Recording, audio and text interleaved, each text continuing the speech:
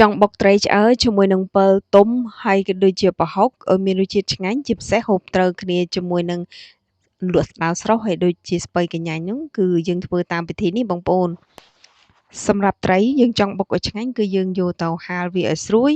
ក៏បានក៏ដូចជាយើងឆ្អើរភ្លើងតិចតិចក៏បានដែរដើម្បីឲ្យត្រីយើងមានរសជាតិឈ្ងុយហើយក៏ស្រួយហើយសម្រាប់ត្រីឆ្អើរយើងយកតែត្រីឆ្អើរថ្មីថ្មីបងប្អូនហើយសម្រាប់ថ្ងៃនេះគឺខ្ញុំបុកជាមួយនឹងម្ទេសដុតក៏ដូចជាខ្ទឹមដុតបងប្អូនអាចប្រើម្ទេសហើយក៏បានដែរអត់អីទេបងប្អូនហើយម្ទេសដុតខ្ទឹមដុតគឺខ្ញុំបុកឲ្យម៉ត់រួចហើយខ្ញុំបេះត្រីឆ្អើរយកតែផ្នែកសាច់និងស្បែកតិចតិចដកឆ្អឹងចេញបុកវាម៉ត់រួចខ្ញុំថែមស្ករប៊ីចេងហើយខ្ញុំដាក់អំបិលទេបងប្អូនដាក់អំពិលតាមចូលចិត្តចូលទៅបើសម្រាប់ខ្ញុំយករាងជូរបន្តិចអីបុកវារាងបែកខ្ញុំដាក់ប្រហុកចូល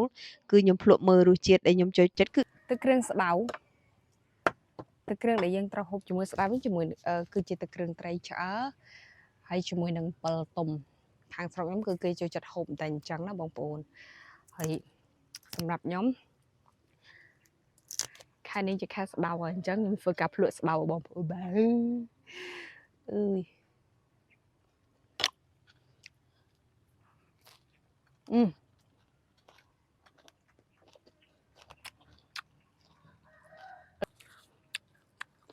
បន្លែលក់យើងមានគ្រប់មុខណាគ្រប់មុខអានេះគឺជាត្រួយរាំង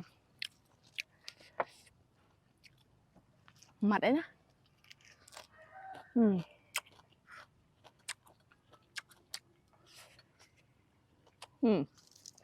តែបងប្អូនអត់ដឹងថាត្រួយស្វាយគេហូបហូបផ្លែផ្លែអញ្ចឹងគឺពេលដែលបន្លែផ្លែផ្លែអញ្ចឹងដល់ពេលដែលយើងមានមនុស្សចាស់បានយើងចេះហូប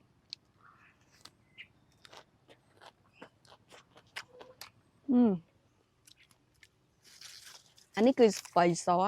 ជាធម្មតាយើងហូបបានតែរដូវនេះឯងសម្រាប់ស្ពៃមួយប្រភេទនេះខាងស្រុកខ្ញុំតែស្រុកបងប្អូនខ្ញុំអត់ដឹងទេហើយក៏វាត្រូវគ្នាជាមួយនេះដែរពេលដែលខ្ញុំហូបបាននេះមិនឃើញកាយយើងជ្រត់ស្រោ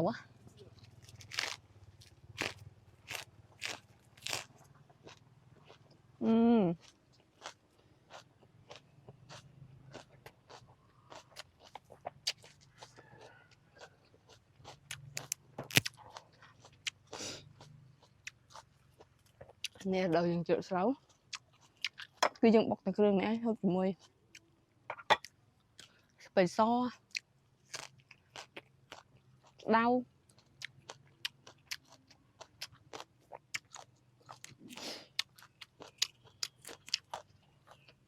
មែនអ្នកស្រែក៏ស្លាប់ខ្ញុំអត់ពិសោធន៍អស់នេះ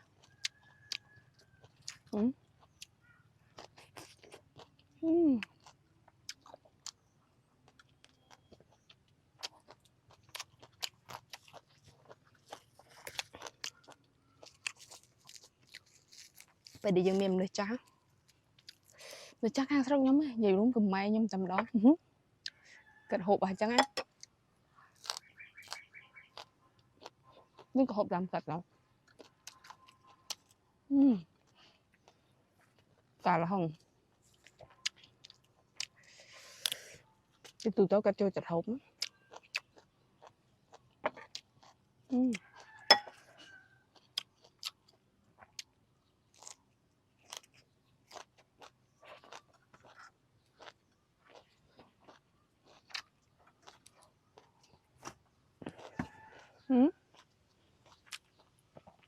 តែហងក៏ឆ្ងាញ់ដែរ